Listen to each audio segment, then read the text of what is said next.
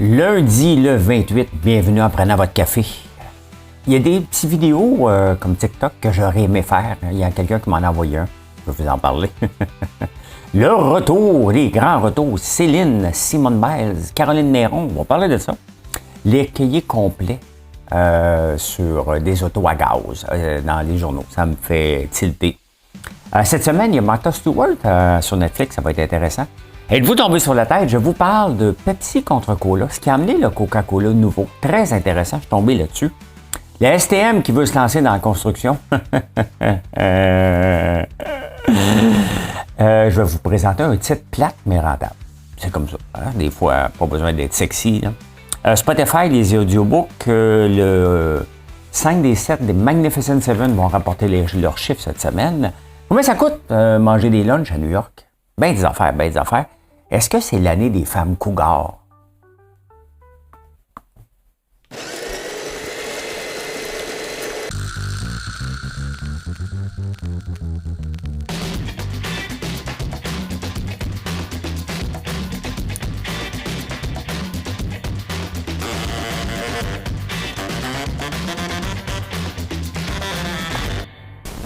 Non, mais ça m'inquiète, moi, les femmes cougars, là. Parce que moi, si je vois une femme cougar, il faut qu'elle ait 75, là. Mais des coups, Marilyn devient cougar. En tout cas, je vais vous parler de ça tantôt. C'est pas le sujet pour partir. Bienvenue. Travailler fort en fin de semaine. Aujourd'hui, on va travailler fort aussi. C'est comme ça. Hein? Et ça m'amène avec les grands retours parce que Céline est revenue. Il y a Simone Biles aux Olympiques qui est revenu pour gagner. Caroline Néron, on parlait de ça dans les journaux en fin de semaine.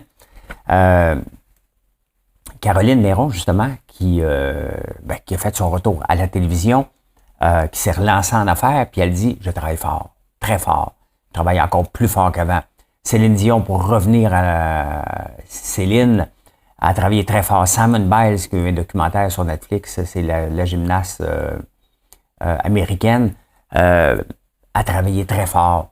Et c'est ça. Puis on peut même se souvenir de Guy Lafleur, quand il avait fait son retour aussi, comment il avait travaillé extrêmement fort pour revenir. Hein? Et tout est possible de revenir, quand même qu'on fait faillite, quand même qu'on tombe, on peut se relever. C'est sûr qu'on veut pas faire faillite, on veut pas se rendre là. Quand j'étais plus jeune, ça faisait partie. Hein? La mentalité de certaines personnes était, si tu fais pas faillite, c'est que tu t'es pas vraiment pris assez de risques en affaires, c'est normal de faire faillite. Et ça m'a toujours fatigué, ce mot-là. Parce qu'on peut travailler extrêmement fort, justement, pour éviter de se rendre là. Caroline, j'avais pas été tendre avec elle, juste parce qu'elle avait été dragon, tout simplement. Puis regardez, de toute façon, je suis pas tendre avec Goudzo, hein, je suis pas tendre avec Bouclin. C'est sûr, quand tu prends le spotlight et que tu tombes, on vous encensait quand ça allait bien. C'est normal qu'on vous critique parce qu'on peut analyser vos données. Faites-vous-en pas, si je tombais, j'aurais la moitié du Québec disant « Regardez qui faisait son smart. Hein? Est-ce que je vais tomber? Non, je ne tomberai pas. Est-ce que mon entreprise peut fermer? Ben oui, elle peut fermer, mon entreprise, à tout moment. Hein? Les clés de l'entreprise appartiennent aux clients. Ça ne m'appartient pas. Sauf que je n'ai pas de dette. Je fais attention à la dette, puis je vais en parler tantôt dans la section finance. C'est quelque chose qui me hante, avoir une dette. Hein? Je veux rien savoir de ça. Mais c'est beau de voir des retours. On aime ça. Hein? Regardez Céline, on capotait. Simone Biles, c'est la même chose. Caroline Néron, tout un retour. Son entreprise, à l'aide d'aller bien. Hein? À l'air. Tu sais, quand une chanteuse ou un chanteur revient, on l'entend. Il va bien. Sa voix est bonne. Donc, on est content. Une personne en affaires, on peut jamais savoir si ça va bien. Et sur TikTok, il y a Franchement Instructif qui parle tout le temps de ça. Ben oui, tu me dis que ça va bien, montre-moi tes chiffres. Puis ça fatigue les gens, montre-moi tes chiffres. C'est toujours, surtout les entreprises qui sont nouvelles. Hein? Ça va bien. Mon équipe, une entreprise qui a 6 ans, 7 ans, 10 ans d'expérience dans le marché, on peut soupçonner qu'elle va bien. Mais encore là, moi aussi, je pourrais vous dire que ça va très bien, que ça irait pas bien. Là. Mais C'est comme ça. Hein? On n'a pas à le montrer. Vous le voyez par la croissance de l'entreprise. Vous le voyez si une entreprise va bien par rapport à ce qu'on vous montre sur les réseaux sociaux. Si on vous montre des affaires, c'est que normalement, on a des choses à montrer. Si on ne montre pas grand-chose, c'est que normalement, on joue un petit peu à la cachette. Hein? T'as joué à la cachette d'une drôle de manière. C'est France d'Amour qui chante ça. Hein? Tu sais, moi, je suis un gars de droite économiquement, là. Mais je suis de gauche en maudit aussi. Hein? Je suis pour la séparation, pas pour tout de suite. Pas pour tout de suite. On reparlera de séparation quand on va payer nos dettes, justement. Hein? S'il y a quelque chose que vous pouvez retenir de ce show-là aujourd'hui, c'est payer nos dettes. Et en même temps, ne pas jouer à l'hypocrite. Là, on va arrêter de jouer à l'hypocrite. Là. Ça m'insulte quand j'ouvre un journal, la presse, ou le journal de Montréal, ou même n'importe quel journal, journaux international, puis qu'on me sac un cahier complet sur les autos à gaz. Puis qu'ils les analysent. Tu sais, on va les bannir. On n'arrête pas de parler des gaz à effet de serre. Je veux bien croire que tu dois vivre. Mais c'est ça, hein? C'est un peu comme les coucous du pont Jacques-Cartier, là. Ils disent, ben, quand la cause est tellement noble, on peut être illégal. Ben, c'est un peu ce que les journaux font. Hein? Ils ont tellement besoin d'argent, donc leur cause est noble à eux, c'est leur cause à eux, donc ils vont nous bombarder d'auto à gaz à acheter. On n'a pas besoin de pub pour de l'auto à gaz. Hein? On n'a pas besoin de pub. Faut arrêter ça, là. Faut que le gouvernement mette son pied à terre et dise, regarde, ça va être interdit. Mais on les subventionne, les grandes compagnies automobiles. C'est tellement hypocrite, hein? Fait que c'est pour ça que ça m'insulte quand on me fait suer avec une fourchette en bambou puis une paille en plastique. Je suis pas contre l'environnement, au contraire. Mais à un moment donné, sois logique, là. Sois logique. Ceci étant dit, là, hein, il n'y a rien de mal. J'en achète une auto à gaz, moi aussi. Ça me fait suer bien raide d'être obligé d'en acheter une. Mais je veux me débarrasser de l'autre. Donc, Mais un jour, on va avoir des autos qui vont moins polluer. Hein? Quand on va accepter que la Chine nous en vende. Entre-temps, ben, on va prendre notre trou. Hein? Hey, cette semaine, j'ai hâte de voir. J'aime ça, les documentaires basés sur les faits réels, sur la vie. Et surtout, là, on va parler d'une entrepreneur, Martha Stewart. Donc, ça va être sur Netflix mercredi. Je vais l'écouter. Même si son parcours, elle a fait de la prison là, pour avoir triché. Mais j'ai hâte de voir ça. J'aime ça, les parcours entrepreneuriaux. Peu importe. Encore là, encore un autre parcours d'une femme. Il y a quelque chose qui m'impressionne et qui m'attire vers les parcours entrepreneuriaux des femmes. Je ne sais pas pourquoi. Mais j'en manque pas beaucoup de leur parcours. Il y a quelque chose qui m'allume plus dans le parcours des femmes que celui des hommes. Je n'ai aucune idée pourquoi, mais je vais l'écouter. Je vous dis ça. Vous dis ça. Hey, cette semaine, aujourd'hui, c'est la date limite pour que Trudeau saque son camp, selon la gang d'hypocrites qui sont sortis du caucus et disent que ça va bien. Hein? Ça va bien, les taux d'intérêt sont à la baisse, tout est beau. Mais ils ont donné un ultimatum à Trudeau quand même, votant pour le 28. Hein? En même temps, tu as le 29, tu as le Bloc québécois qui attend toujours voir si le projet de loi C-282 sur la gestion de l'offre et l'augmentation des pensions, c'est supposé être le 29. Est-ce que ça va passer? Ça va pas passer. Il y a l'Halloween vendredi ou samedi ou jeudi ou pas pantoute, dépendamment de la ville que tu es. Hein? Parce que les villes mettent des règles entre 4 heures et 8 heures. Tu sais, on est devenu fou. On est devenu complètement fou. Donc, c'est ça. On va voir qu'est-ce qui va se passer. C'est un peu, Trudeau a un peu le même traitement que Biden. Hein? Nancy Pelosi était sortie. On va voir, ça va prendre quelqu'un aujourd'hui. Ils vont être encore tout hypocrites dans le Parti libéral. Où il y en a un vraiment qui va dire, regarde, c'est à lui de choisir maintenant. Un peu comme Nancy Pelosi l'avait dit avec Joe Biden. C'est à Joe Biden de décider. Nous autres, on ne le veut plus là, mais c'est à lui de décider. C'est à peu près ça qu'ils ont dit. Donc, j'ai hâte de voir s'il va en avoir un brave qui va sortir pour dire, regarde le Trudeau, là. Hein? Va-t'en, parce que sinon, tu vas tout nous perdre, là. On va suivre ça de près. Est-ce que l'Ontario, le gouvernement de l'Ontario, vient jouer dans les plates-bandes des villes et est-ce que ça va se battre en cours? Le gouvernement Ford a décidé que il y a trop de pistes cyclables sur certaines artères. Ils veulent les démanteler. Et tu sais, à un moment donné, là,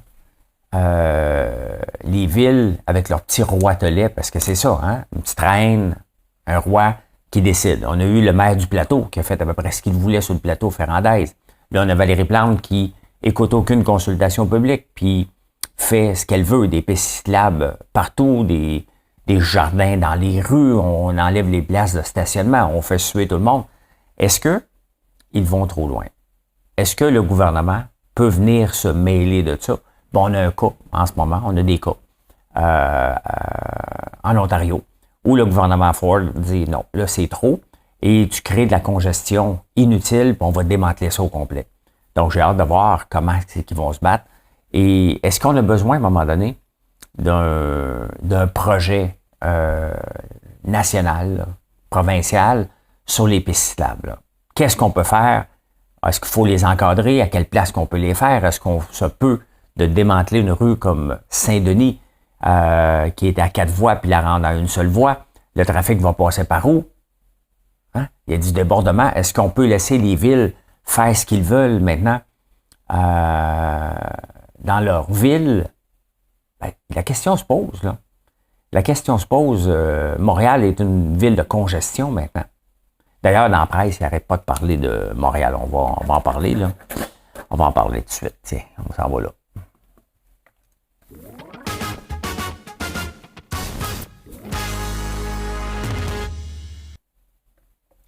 La fierté à une ville, Montréal. C'était le slogan, je pense, de Jean Drapeau. Hein? Est-ce qu'on est encore fiers de notre ville? Ben, on fait un sondage. Ça a l'air qu'on est fiers de notre ville. Mais c'est sûr que si on regarde, on est toujours insatisfait, puis on trouve toujours que la ville n'est pas assez propre. Ben, c'est sûr que si on regarde depuis 20 ans, là, on n'a pas été gâtés. On n'a jamais... C'est parce qu'on chiale à répétition, c'est comme si ça excuse le chiolage qu'on fait en ce moment. La remise en question qu'on fait en ce moment. C'est comme si c'est pareil, si on le faisait là, il y a 5 ans, c'est pareil, puis il y a 15 ans, c'est pareil, puis il y a 20 ans, c'était pareil. Ben, c'est pas normal. Ce n'est pas normal que depuis une vingtaine d'années, tous les sondages, quand on les regarde en arrière, on dit tout le temps que c'est pas propre. C'est pas une excuse pour dire qu'aujourd'hui, Valérie Plante n'a pas fait sa job. C'est une excuse pour dire que pendant 20 ans, on a eu une gang de morons comme maire. C'est ça que ça veut dire. Est-ce que Montréal est propre? Non. Pourquoi? Parce que les cols bleus, hein, quand ils ramassent les déchets ou qu'ils font quoi que ce soit, ils font pas comme il faut. Il faut les appeler. Il n'y a pas une escouade qui se promène pour nettoyer. Il n'y a pas de... Il y a pas de fierté quand on déménage. Le bordel est pogné dans la ville. Les rats sont partout. Donc, elle n'a pas fait pire. Mais elle n'a certainement pas fait mieux. Donc, est-ce qu'on peut dire que Montréal, la fierté a une ville? La réponse est non. Il y a des dépassements de coûts partout. Il y a de la construction. Oui, la construction fait partie de renouveler la ville. Mais le problème de la construction, c'est pas qu'il y a de la construction, c'est que les chantiers sont vides. On ouvre une rue, puis les gens disparaissent. Je le vis en ce moment dans ma rue. Ça disparaît après, ils sont plus là. La rue reste ouverte un bout de temps. Quand on ouvre une rue du calibre de Sainte-Catherine, on devrait travailler 24 heures par jour. Par petite section et la remettre le plus rapidement possible aux mains des citoyens. C'est ça qu'on n'est pas capable de convaincre les gens. On se laisse gérer par les syndicats. C'est ça, Valérie Plante. Et il y a quelqu'un sur TikTok qui a fait une vidéo. Moi, on dit que je suis jaloux. Je suis pas jaloux dans la vie, là. Puis là non plus, mais vous comprenez. La fille, le gars, il dit, ben écoute, Valérie Plante s'en va. OK. Mais il dit, non. Tu vas pas quitter comme ça. Hein? Tu vas faire le ménage avant de partir. Tu es venu foutre le bordel. C'est comme si tu es un locataire qui s'en va parce qu'il est plus heureux. Il décide de déménager, mais il te laisse l'appartement en tout sale, tout sale, tout croche. Fait que tu vas dire, non, tu vas nettoyer avant, là. C'est un peu ça, hein? Valérie Plante est venue prendre le locataire du bureau du maire et elle t'a foutu le bordel, puis là, elle s'en va sans nettoyer. Puis elle parle déjà de se lancer en politique provincial, fédéral ou international. Qui est déconnecté? Puis là, le monde l'applaudit. Hein? Et boy. Et boy, et boy, et boy. Regardez ce qui se passe hein, avec la SAQ qui veut vendre des boissons sans alcool. Est-ce que c'est leur mission? La réponse est non. Regardez la STM. Quelle est la mission de la Société de transport de Montréal? C'est nous déplacer en transport en commun. Qu'est-ce qu'ils font? De l'immobilier. Ils ont essayé un projet sur la rue Frontenac. Ça a viré au chaos. Parce qu'ils ont une branche qui s'appelle Transgesco, je pense, là, et qui font de la publicité. La publicité, là, c'est comme une branche de la STM, sont gérés à part. Puis ils ne veulent pas donner leurs chiffres parce qu'on est géré à part, une société en commandite. On ne donne pas. Hein? On n'a pas à le donner. Est-ce que c'est le rôle de la société de transport de vouloir construire là, au boulevard, centre d'achat Le Boulevard, qui va avoir une station de métro là? Bon, il y a un terrain vague, puis ils l'ont acheté, je pense pas, c'est eux autres qui l'ont acheté. Ils veulent construire 2000 logements. Puis cet argent-là qu'ils vont faire, ben, ils vont pouvoir la remettre dans les sociétés de transport parce qu'ils vont faire des profits. Ils ne sont pas capables de gérer de la construction. On a le garage Bellechasse. On a celui-là, Frontenac-Préfontaine, qui a viré au chaos, sont en poursuite. Est-ce que c'est le rôle de la STM de faire ça? Tu sais, à un moment donné, là, les gens se donnent, élargissent leur mandat. Puis à un moment donné, il faut que tu les ressentes. Hein? Tu te dis, non, tu ne feras pas ça. Toi, ta job, là, c'est pas de faire de la construction, on va laisser ça à quelqu'un d'autre. Ta job, c'est de transporter les gens. Ouais, mais c'est une autre division. C'est pas ta job. Tu sais, il faut que tu ramènes à un moment donné là, à l'essentiel. La SAQ, il va falloir la ramener à l'essentiel à un moment donné. Ben, c'est un peu la même chose avec la STM. Ils ne méritent pas de prendre l'initiative dans l'état actuel de leurs finances. Mais quand tu n'as pas de boss, hein, tu as le croupier en chef qui se prend pour un boss mais qui ne comprend rien. Tu as Valérie Plante que c'est pas de ses affaires. Tu as Geneviève Guilbeault qui menace et elle donne de l'argent tout de suite 5 minutes après. Donc, ça donne ça. Hein? Ça donne ça. On ne veut pas de ça.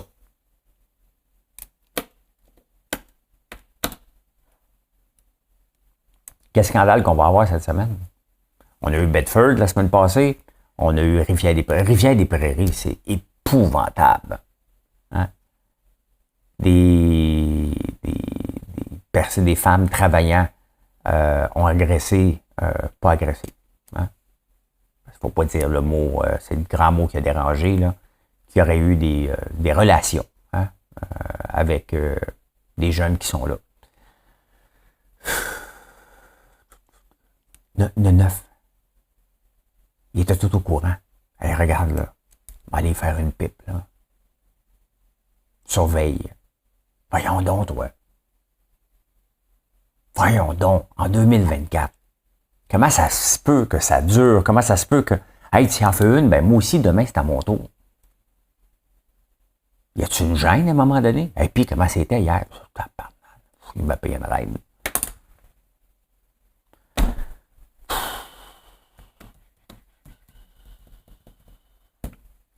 On va sûrement ressortir un sondage. Simon Jolin Barrette va sûrement, prochain scandale, me demande qu'est-ce qu'on passe la semaine passée, en plein de ces scandales-là, avoir une consultation publique sur leur avancée ou non. Hein?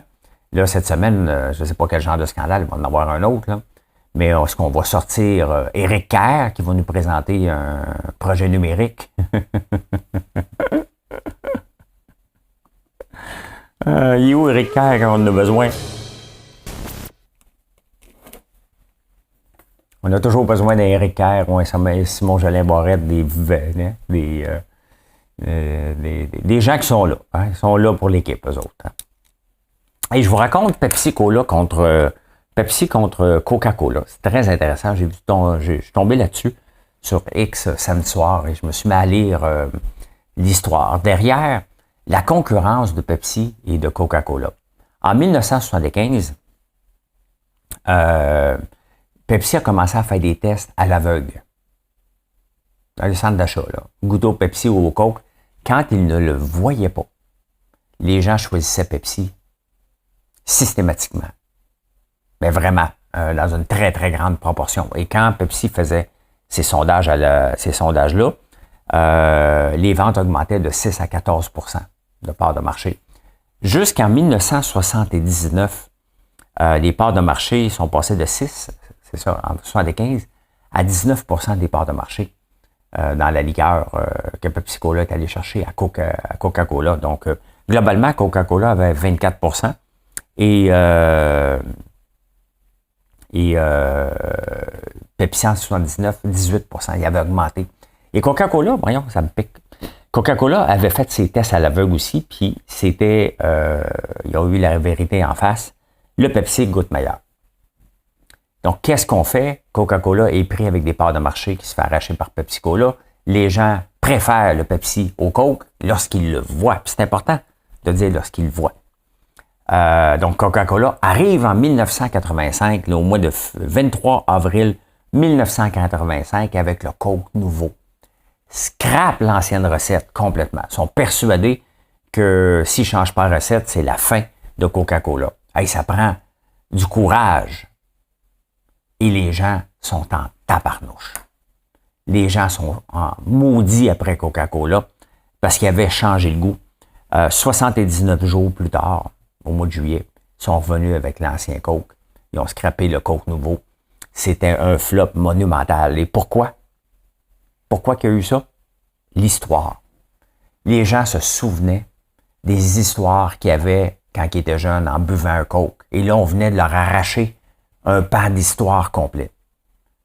Et je dis bien quand ils le voient. Donc, Coca-Cola est moins sucré que Pepsi. Sauf que quand ils le voient, c'est des mémoires. C'est un événement. Hein? L'histoire de Coca-Cola qu'on connaît pas mal plus que l'histoire de Pepsi. Donc, Pepsi, on a l'impression qu'ils sont les deuxièmes qui sont venus copier. Et ça reste dans la mémoire collective. Ça veut pas dire que c'est pas bon, j'en bois jamais. Je ne sais pas. Je suis dû, par contre. J'aime ça une liqueur une fois de temps en temps, là, mais là, ça doit faire plusieurs mois que j'en ai pas bu.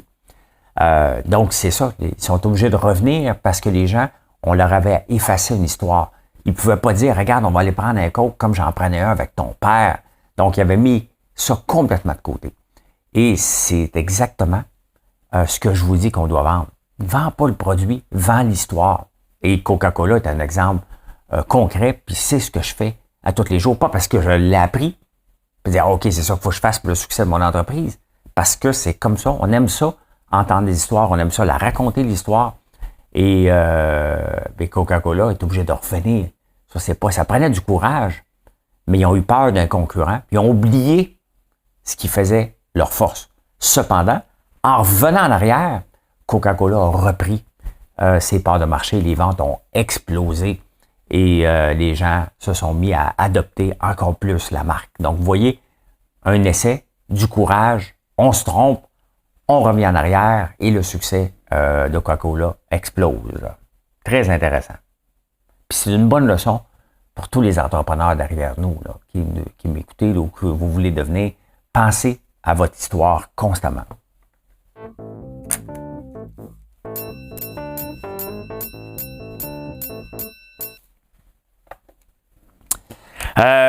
On parle souvent de titres sexy, hein? Nvidia, là, tout le monde parle d'Nvidia, tout le monde parle. Ben, regardez, on va regarder quelques titres, là, mais je vais vous montrer un titre qui est intéressant. Je vous amène ici. Ça, c'est Oklo, hein? Je vous en ai parlé, ça appartient à Sam Altman. Titre pépère, hein? Mettons, sur un an. C'est un SPAC. Pépère, 10$, comme toutes les SPAC. Et là, ben, il est embarqué en bourse avec, c'est une compagnie qui fait des petites centrales nucléaires, monte un peu comme toutes les SPAC, hein? Special Purpose Acquisition Company, comme Lyon, hein? Et là, ça descend jusqu'à 5$, comme toutes les SPAC, pas descendu. Et là, ça monte, parce que Microsoft et Amazon ont dit qu'ils n'étaient pas utilisés des centrales nucléaires pour leur centre de données. Donc, et là, c'est redescendu, ça remonte. Hein, ça, c'est des titres spectaculaires. Le gambler en vous, là, le day trader, celui qui veut vivre la bourse, aime ça. Puis il regarde ça, puis il dit, j'aurais dû l'acheter. Hein? Ben, il va s'en aller tout de monde, je vais l'acheter. Ça, c'est des titres spectaculaires que les chances qu'on fasse de l'argent avec sont très, très minces. Maintenant, voici un titre qui est plate à mourir. Stella Jones. Qu'est-ce qu'ils font, Stella Jones? Des tracts de chemin de fer et des poteaux de téléphone. C'est sûr, assez plate comme entreprise. C'est un chef d'affaires de 3 milliards. Ils sont en bourse à Toronto. Et c'est une des compagnies qui a un très beau rendement. Regardez. Il y a 2 ans, en 2022, ça valait 32 piastres. Ça en vaut 86. C'est 4 fois. C'est presque une performance à la Nvidia, là. Presque. Je n'ai pas été voir, là. J'ai testé. J'utilise ChatGPT. J'utilise Grok de X. J'utilise Grok de Meta. J'utilise Meta. Claude.ai. Donc, ça en fait 5 là, ou 6. Perplexity. Et j'ai demandé de me sortir le prix des actions du Magnificent Seven l'année passée en tenant compte des splits. Et le prix actuel, et de moins pourcentage, il n'y en a aucun qui était capable de le faire. Ils ont tous fait des erreurs. Le pire, c'était Grok de Facebook qui me dit qu'il m'a sorti Coca-Cola puis IBM là, dans le Magnificent Seven. C'est qui le Magnificent Seven? C'est Tesla vient de sortir ses chiffres. Hein? Il y a Nvidia plus tard, Apple, Google, Amazon. C'est moi y penser. C'est moi y penser un peu. Le blanc. Le blanc. Il y a Google, Amazon, Meta. On va aller le voir. Colin. Je vais l'avoir ici. Tu as Alphabet, donc Google, Amazon, Apple, Meta, Microsoft, c'est lui que j'oubliais. Nvidia puis Tesla, qui sont dans le Magnificent Seven. Donc voilà. Stella Jones, je dis pas que d'investir dedans, là, il a monté quand même beaucoup. Il donne un dividende d'1,07 piastre. Mais vous voyez des fois, là, il faut arrêter de chercher le super spectaculaire. On a besoin des poteaux, puis on bâtit des règles de chemin de fer, puis il faut les remplacer, les bois. Donc, intéressant. Le rendement sur 10 ans de Stella Jones est de 14,35. Quand même. C'est pas rien, là. Pas rien du tout, hein. Spotify, intéressant aussi. Spotify qui était monté, qui était descendu, hein. Mais là, Spotify va bien. Va très, très bien. Lui ici, regardez, hein, en 2022, valait 73 piastres, en vaut 379. C'est x4, x5, 5 fois. En 2 ans. C'est énorme, hein? Ce que Spotify sent bien, ou qui là, en tout cas, je ne sais pas s'il y a tous les livres, là, où il y en a plusieurs, des audiobooks. Là, il faut que tu sois patient, parce que des fois, tu peux écouter un livre pendant 7 heures, là. J'ai commencé à en écouter un, tantôt, en lisant les journaux, sur un film qui est sorti, ça s'appelle comment? On va aller voir. Ça dure 7 heures, le livre. It Ends With Us. Donc, je vais l'écouter en auto. On va voir ce que ça va donner. Mais il y a des audiobooks qui, ils tirent d'impact Audible et tout ça, là. Donc, ça fait partie de Premium, lorsque tu es Premium avec Spotify. Combien de livres que tu as? Est-ce qu'il va y avoir des livres francophones là-dessus? Certainement, les Québécois vont dire non, ça ne sera pas exploité. C'est comme ça, là. Mais hâte de voir ce que ça va donner. Mais écoutez, c'est 5 fois la mise Spotify, quand même. Hein? Être endetté n'est pas normal. C'est des citations que Nicolas Burubé dans la presse a sorties. Être endetté n'est pas normal et vous devez corriger cet état le plus rapidement possible. C'est ma vision. Hein? Avoir une hypothèque aussi, c'est malheureusement normal, là, mais c'est un endettement qui n'est pas de consommation. Mais une entreprise qui est endettée, puis on le voit, là, regardez, Bad Monkey qui sont sous tutelle en ce moment, justement, l'endettement était trop élevé. Et à un moment donné, tu peux pas t'endetter en pensant que ça va arriver plus tard, ça va venir. Tu ne sais jamais ce qui va arriver, puis tu accumules ta dette. Puis là, tu en as besoin encore plus, parce que là, ça s'en vient. Tu signes un autre gros contrat, ça s'en vient. Puis à un moment donné, tu finis par péter aux frettes. Caroline Néron, c'était ça qui est arrivé aussi. Et les grandes entreprises, il faut se tenir loin de la dette. Et lorsqu'on doit s'endetter, ça doit être un état temporaire, pas permanent. Pas permanent. Ça prend des phases de croissance, ça prend des phases de stabilité dans les entreprises, des phases de, OK, hein, on digère notre croissance, on réduit la dette ou on l'enlève, puis après ça, on va voir pour le deuxième, puis troisième, puis quatrième étape. Là. Mais c'est ça qu'on doit faire. Et les entreprises ne le font pas. Puis après ça, bien, ils pètent aux frettes. Donc, l'endettement, ce n'est pas normal et vous devez corriger cet état le plus rapidement possible. La semaine passée, il y a eu 2 grands gagnants. Hein, c'est pas de la petite bière. Là. Tesla a eu sa meilleure journée depuis 10 ans. Jeudi, lorsqu'il a rapporté ses résultats. C'était assez stable avec Tesla. Hein? 213. Termine la semaine à 267. C'est pas une petite... c'est pas rien. Hein? L'autre qui a eu un bon résultat aussi, c'est Hermès. Et Hermès, grâce à parce que les compagnies de luxe vont pas bien, mais c'est le Birkin bag, le sac de Jane Birkin. Et ben, il se vaut 35 000 $, ce sac-là. On peut l'avoir en rabais, là, mais ça compte main. Là. Donc, c'est ce sac-là. 35 000 $. Vous avez été bloqué.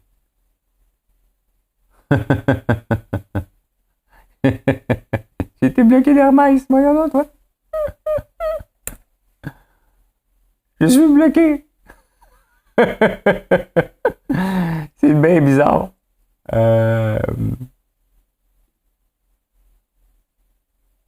C'est bien bizarre que je suis bloqué d'Hermès. Je ne comprends pas. Je comprends pas.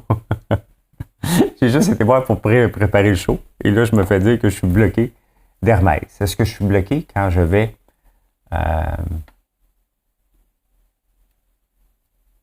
Ils me disent, toi, tu peux pas acheter chez Hermès, arrête de regarder. Là. Il dit, t'es pauvre.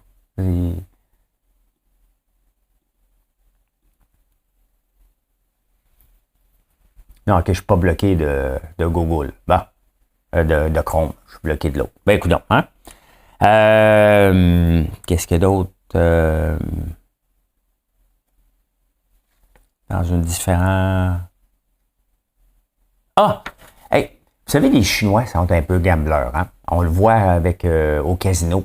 Et la bourse en Chine, c'est nouveau. Hein?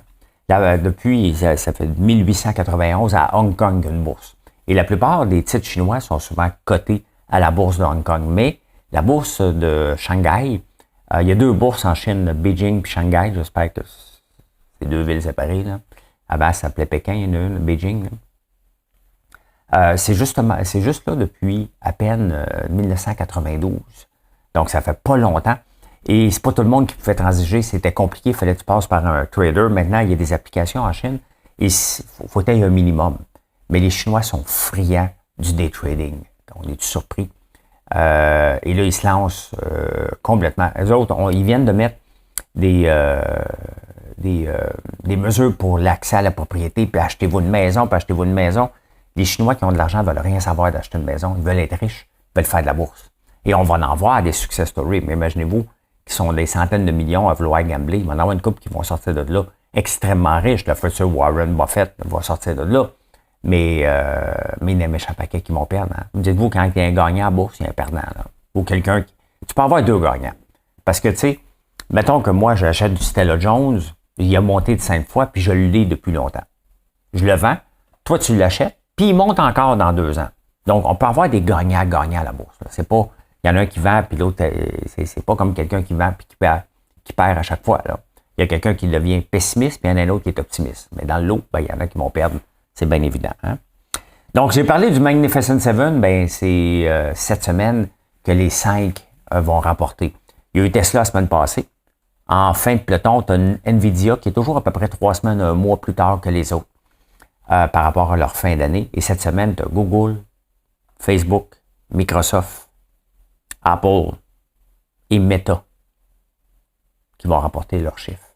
Donc, ça va donner un bon indice comment va la bourse cette semaine, avec les élections qui ont lieu la semaine prochaine aussi aux États-Unis. Donc, il va y avoir un peu d'insécurité. Si le Magnificent Seven ne rapporte pas autant, la bourse va planter. En plus de ça, qui va rentrer? Est-ce que Trump, ça va être Harris? Ça semble être de plus en plus Trump. Hein? Et le chaos va venir un peu. Sauf que Trump se vante tout le temps d'être bon pour la bourse. Donc, on va suivre ça de près. Attendez un peu. Je vais sur Insolite.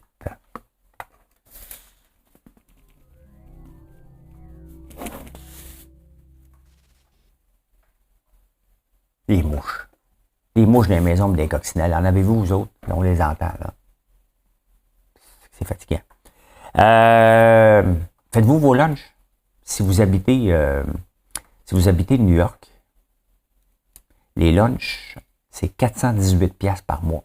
5 000 $ par année que les gens, en moyenne, dépensent dans les lunchs. Le midi. Hein? Ils vont manger quelque chose. Ça coûte cher à New York. Hein? Et non seulement ça coûte cher, mais ils attendent en moyenne 30 minutes pour avoir leur lunch. Le lunch moyen à New York est 40 minutes. Donc, puis quand il y a eu la pandémie, il y a eu beaucoup de gens qui travaillaient à New York qui sont allés vivre un peu partout, hein, beaucoup en Floride. Et ils veulent avoir la même paye que New York, mais quand ils habitent ailleurs. Et il y a une prime pour travailler à New York à cause du coût de la vie qui est plus cher. Puis là, les employeurs, certains employeurs disent, ben non, mais là, maintenant, tu habites dans le fin fond de la Pennsylvanie, tu ne mérites pas le même salaire qu'à New York. Donc, puis avec raison. Avec raison, hein. Est-ce que c'est l'année des femmes cougars? J'écoutais un film l'autre jour, c'était une femme cougar. Là, il y a Gwyneth qui joue dans un film, elle a 52 ans, elle embrasse un jeune de 28 ans. Il y a Nicole Kidman qui a tourné avec Zac Efron qui a 37 ans. Et là, elle tourne avec une autre personne qui a 28 ans. Elle en a 57. Hein? Macron, sa femme, est plus vieille que lui. Donc, est-ce que c'est le retour après les hommes qui ont eu des jeunes poulettes? Est-ce que c'est le retour accepté dans notre société? Ben, c'est parce que ça n'a jamais été vraiment... Tu sais, on rit de ça. C'est drôle parce qu'on rit de ça avec humour. Hein? Regardez, c'est une femme cougar. Et ben, monsieur qui a plus d'argent qui sort qu'une plus jeune, ben, c'est parce qu'il y a bien du cash. Tant mieux, honnêtement. La libération, les femmes ont le droit aussi, à part Marilyn. Marilyn, elle ne peut pas sortir avec un plus jeune, là. Mais les autres, ben, vous avez le droit. Là. Vous avez le droit, vous autres. Hein? Et finalement, ça tente d'avoir une promotion au bureau. Parce que là, maintenant, avec l'arrivée du télétravail, ben, il y a des gens qui travaillent à la maison. Je n'ai pas eu de promotion, moi. 7 sur 10 promotions en ce moment sont données à ceux qui sont le plus sur mon bureau. Est-ce que c'est normal? Ben oui, c'est normal. Hein? Puis ce qui est normal, c'est qu'à un moment donné, un show, ça se finit. Merci d'être là encore une fois. Je vous souhaite une excellente journée. Venez nous voir sur françoislambert.one. Si vous n'avez pas fait de like encore, c'est le moment de le faire.